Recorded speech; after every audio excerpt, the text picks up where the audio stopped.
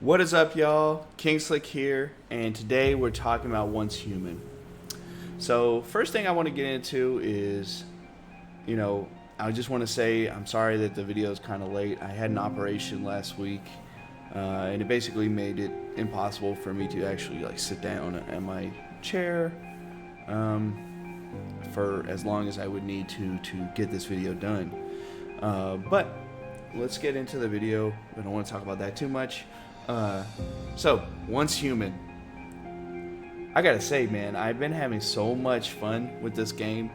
It's really fun just being able to create your base, as well as building.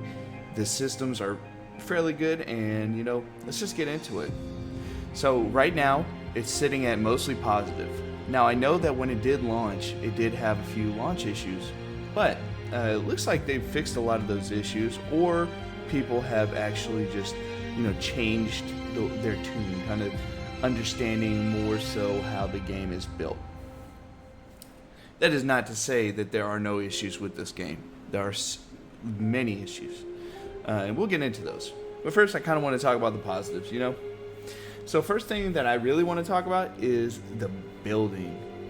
Man, out of any of the MMOs that have incorporated building, I feel like this one has done it the most successfully. It's obviously still clunky. There's a lot of issues with being able to place things exactly where you want.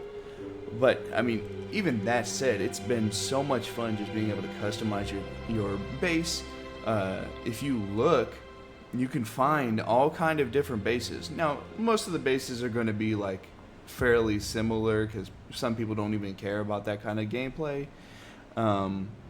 For me, I really like it. I really enjoy it. It's really something I appreciate, and how much depth they fit into that system is pretty impressive to me. I'll say being able to research things, putting your medics into certain areas so that you can build certain furniture or facilities. It's really cool, and you develop into it as you level up. I think that the building is probably my favorite part of this game. Second is the gunplay.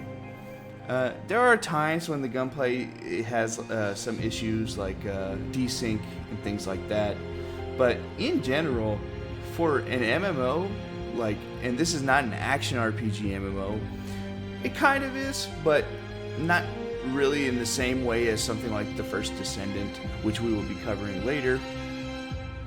But I mean, it's more of a classic MMO in the fact that just in the gameplay loops. But it feels fairly good. It's not bad. The gunplay, you get to build your own guns. There's several different types of weapons that you can have. You don't have to use guns if you don't want to. You can use crossbows, whatever, so on and so forth. And just mind you, I'm not talking about the enemies. I'm not talking about the AI. I'm not talking about challenges. I'm just saying that the gunplay feels good. All right. Another thing that I really enjoyed was the enemy design. It was very, Cthulhu-esque, it felt pretty cool. A lot of the monsters are very original. There's some things that are just motifs of, that style of fantasy. And, I don't think it's bad at all. I think a lot of the creatures can be pretty scary depending on the situation that you're in the game. Especially when you go into a smaller area, like a shed, and you can't actually see where the creatures are. Sometimes they do just pop out and scare you. And I don't think that would be the case if there were no, cool creatures. I think the enemy design has been fairly cool. The bosses that I've done in terms of mechanics and things haven't been overly difficult or anything like that. They've just been, most of them are they get shot and they don't really do all that much at a certain level, I guess. I might be over leveled, I don't know, but I haven't really felt too much challenge in that, but the aesthetics of the mobs that they have created are very cool. Some of them are a little bit goofy, you know. The game doesn't take itself too seriously, but it also has some serious, it still feels like foreboding to step out in the world. On top of that, just talking about the world here, the world is very cool. It's open. There's I don't know. I haven't hit any walls, so maybe there are. Maybe somebody can enlighten me on that. But I haven't hit any walls on it in the game. But in general, the world is beautiful. It's very cool. There are some places where the graphics kind of don't hit correctly. But I really like the change of environments that you get as you level up. And not only as you level up, but you could go from one place to another and it could be totally different. Or just even talking about the settlements and things like that. They all have different aesthetics to them, and I think it's very, very nicely made. I think there's a lot of care put into the world. I have seen a few things like some lily pads like poking out of the water or something like that, but it's not bad. I think that the game is very has a lot of things that it endeavors to do, and I think that the world being designed the way it is very nice. And something I kind of touched on beforehand is the complexity of this game. There are so many, at least for me right now, it feels like all of these systems are very complex, and you can go into them very deeply if you would like to, and it feels like you don't have to go into all of them as deeply as others, but there's the choice there, and even if it's not a choice, I still like the complexity. It makes the game more of a game instead of just a chore. I really like, especially for crafting, you can't just craft everything off cuff, right when you get out. You have to develop to a certain point. Like, for instance, if you want to get iron, you can't just get that from the beginning. You have to be able to make a certain pickaxe, and then you have to go find the iron, which could be hard depending on what level you are. But the whole progression of it feels very nice. You get to certain points, and you want to get to certain points. You can set goals for yourself. Now, this is going to conflict a little bit with my first con of the game. And we're going to start getting into the negative parts. There's quite a few in this game. However, I did have a lot of fun with this game. I just want to say that off riff. Y'all need to know that this game was very fun, and I'm probably going to continue playing it, depending on how much time I have. So, first off, the game is meant to have cycles of 6 weeks. I don't know how I feel about that. I feel like if that is the case, it kind of cheapens your progression. I don't know how many people are going to return to this game after the first season is finished. And not even to mention the second season. I think that it's kind of almost suicide to do this 6 week cycle. And the only reason why I actually even know about the 6 week cycle is because I read other people's reviews, and I was looking into that for this video. I was not actually aware that there were cycles for this game. I know I knew that it had some sort of cycle, but I didn't know it was. I thought it was maybe for the multiplayer. Okay, so let's move on to my other problems with it. So, man, I don't know how many menus you need to have to do everything. For instance, you have the memetics menu, and that menu splits up 4 times. And then there's like a huge tree on each one of them. Like, every system doesn't need to have that many menus. And not only the menus, like, they have guides in here, and for the basic stuff that's fine, but when you want to get into it, man, those guides are dog shit. Like, actually horrible. Not to mention the translation issues, which is also one of the things that I have written down as a con.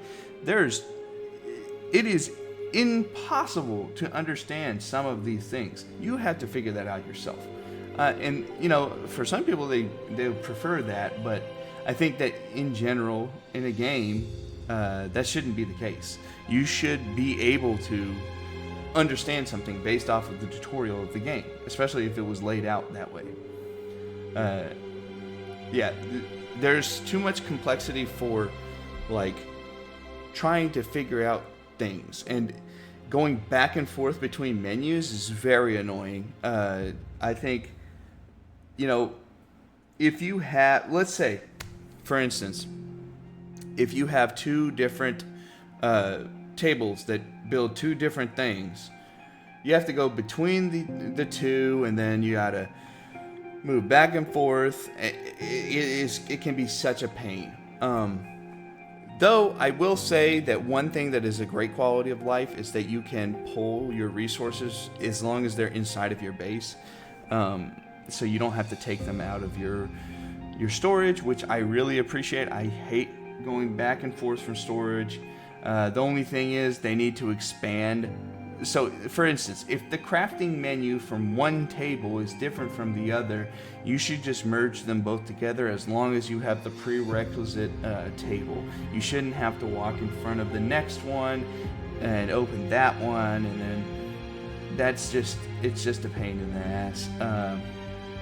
Yeah, I don't like that. There's so many menus. All right. And, you know, not to mention the normal ones, like every single game has a battle pass and all that, and it's always confusing going through your achievements, having to click each one. It's very annoying, but that happens in all like Asian MMOs. So next, let's talk about questing. Okay, man, they were just like, hey, make a dog shit story, AI. And that's what happened. I think every single thing in this story was made by AI. It's so dog shit. The story is not good at all. I don't even know.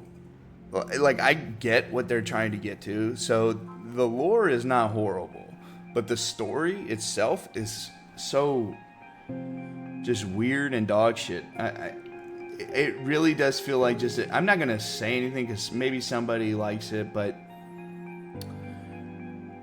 if your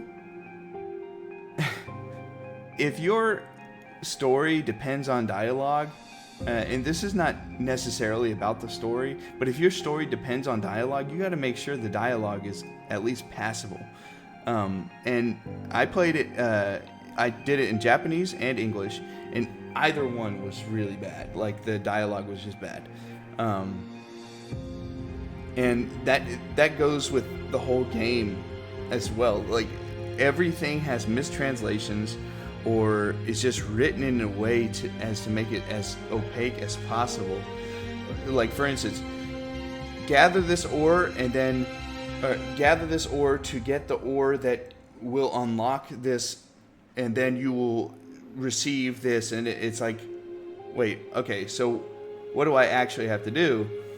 And it's actually just, you're supposed to go gather some I don't know, some cobalt ore. Okay, I don't even know if that's an ore, but it might just be that, but it's just written in a way that's just horrible. It might even say what it's supposed to say, but it's just written so long that how are you supposed to understand it? So that was an issue that I had, and that is also a bad thing for the story. I think the story itself is just like the bare bones, you know. Throw that story in there, and yeah, I haven't beaten the whole story, but from where I am, it's not great. Basically, I'm just going through killing the deviants, and you know, we meet up with some people that, you know, they are also on our side, but we thought they were gone, and it's very, very important. I don't know. It's pretty bad. Voice acting as well.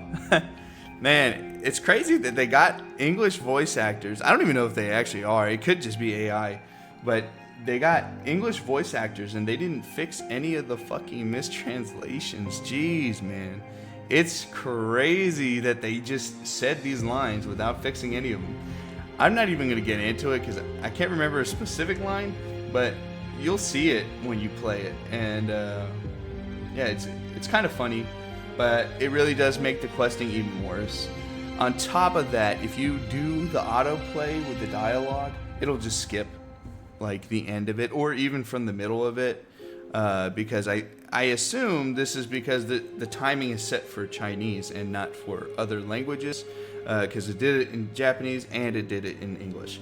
So I don't know. I don't know why it does that. A lot of the characters are also fairly cringe, but you know, it is what it is. Other than that, you know, I've had a lot of fun with this game. I think it could be a great game. I think they definitely need to expand the seasons. One thing that I really don't like is, you know, I heard this. I don't know if it's 100% true because I have not purchased any cosmetics. But from what I understand, if you buy a cosmetic, it does not apply to other characters on your account. So I don't know how that's going to work in the season. If it doesn't apply to other characters on your accounts, do you just lose your cosmetics on the new season? I wouldn't think that's the case, but if it is, you know, that is very scummy. Yeah. But other than that, you know, the game is very fun. Go play it. I think that you will have a lot of fun with it, especially if you like building, if you like creepy monsters and things like that. Not necessarily if you want to fight epic bosses, but they're not bad. They're just, it's not hard yet. Maybe it'll be hard later. But that's it, y'all. Please hit that subscribe button. You know, it really does help. I really appreciate everybody's support in the last, you know, this whole time, but in the last few videos I've been getting a lot of love. But I will see y'all later. Peace.